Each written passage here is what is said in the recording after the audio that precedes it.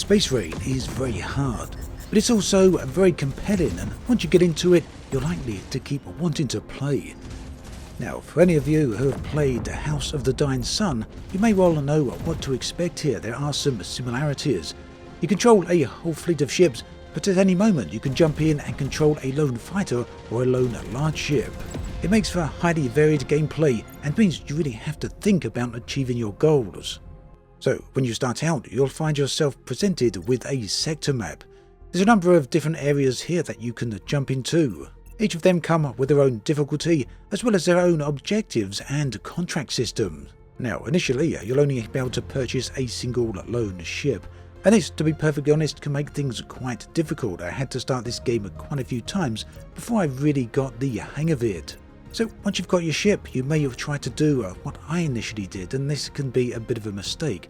Select a sector here within a star map, and then go all out to try and aim for one of the objectives.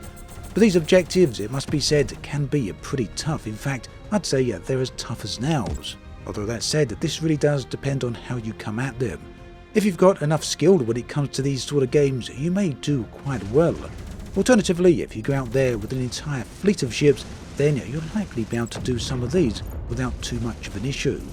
Whatever way you want to approach this though, the important thing to notice is your fleets. Now in the top left hand corner of the screen, you can see your fleet capacity. You've got small ships, medium ships and large ships. Right now I've got no medium or large fleet capacity, but I have got a 1 of 1 small ship capacity. That means I can have just a single small ship in my current fleet, and that's why I found things pretty hard going. We're going all out there against multiple opponents on my own. But as you gain experience, it unlocks the ability for you to hire additional ships into your fleet. And this is where things get really interesting. When you've got multiple ships, you can jump into the tactical view and control your ships as though you're playing Homeworld. Yes, you can select your ships and issue commands to them. This includes getting them to follow each other or follow you, or alternatively go to specific locations or even attack certain targets. Now, when you're on this tactical view, you may notice down in the bottom right hand corner there is the option to take control of one of the ships. As soon as you've done this, the ship will be yours to pilot. Press the M key to close the tactical view and you will immediately be sitting in the cockpit of the ship, fully under your own control. Now, unfortunately, from here it doesn't seem as though you can issue commands to the rest of your fleet. This is something that worked very well in House of the Dying Sun, where you could issue commands to your fleet, telling them to attack your target or go elsewhere. It doesn't seem, as far as I could see, that this is an available command to do just yet. But do keep in mind that this is an early access title and it is in development, with additional features coming along as we speak. For now then, it means you have to jump into your tactical view to issue those commands to your fleet. Now, we're going to jump back to the main menu for a moment here, and from here you can see the available options. You do have a shipyard from where you can buy additional ships. Currently the available selection is small ships, there's no medium ships here, and there is a whole selection of medium ships. But of course you do need the credits to be able to purchase these. What's more, you do need fleet capacity to be able to add them into your fleet. Now, both credits as well as the experience to increase your fleet capacity come from undertaking missions. You can do this through the sector selection screen. Now, one thing you'll immediately notice here is there is some persistence between the different areas of the sector map. For example, you can see the amount of influence that the enemy faction has in this particular system. And as you complete tasks and objectives within this system, your influence will increase and the enemy influence will decrease. You can then switch out to other sectors and come back to this one later on to resume your progress here. Now, as I said, it may be tempting as to make the mistake that I made to jump straight into a sector and immediately go for the objectives. However, the important thing to know here is that you don't have to do that.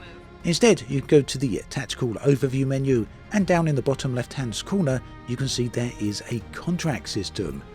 You can take on any of these contracts and they do range in difficulty. You can see low, medium and hard, and these will gain you credits as well as experience. They range from seek and destroy missions to protection missions to escort missions. So initially the best thing to do will be to jump in and do some lower grade contract work. This will allow you to build up your credits as well as increase your experience. The experience, as I said, will allow you to increase your fleet capacity.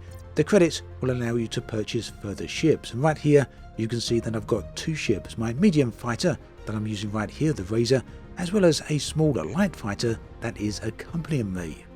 Now, if you really want to, you can jump into the tactical overview screen and release command of all ships, and then command the ships from the tactical overview screen, plan it like a RTS. But I highly recommend against this because, generally speaking, your ships won't perform as well as they would with you in command of at least one of them. So that brings me on to the subject of being in command of the ship and flying it for yourself. It really does bring into focus the combat model as well as the flight model. The important thing to note initially, that I'm sure most of you will want to know, is there is no 6 degrees of freedom here. The ship simply follows your cursor when it wants to fly. You can then accelerate or decelerate or rotate the ship along its axis. All in all, this is pretty decent and does the job. But unfortunately, what it's really lacking is both lateral as well as vertical thrusters. It means that if you're used to more traditional dogfighting, well, space dogfighting with 6 degrees of freedom, you're not going to find that here. And this in turn has a direct impact on the style of the combat. Now, given some time, I did find the combat to be pretty fun and quite intense. However, it is very focused.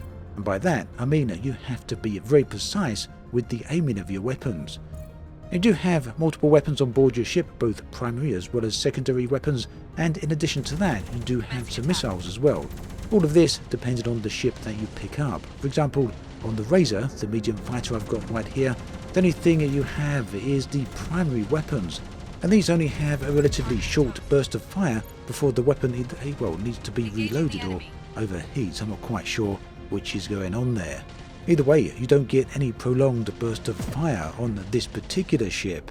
And again, I really must come back to the flight model, which lacks the 6 degrees of freedom and the type of impact this has on the combat. It means that, generally speaking, combat will quite quickly descend into turreting as well as jousting. Now, this isn't necessarily a bad thing, but it will dramatically have an effect on those people who prefer 6 degrees of freedom in their space combat. At any rate, if you're into tactical shooters, then Space Rain is a very interesting game.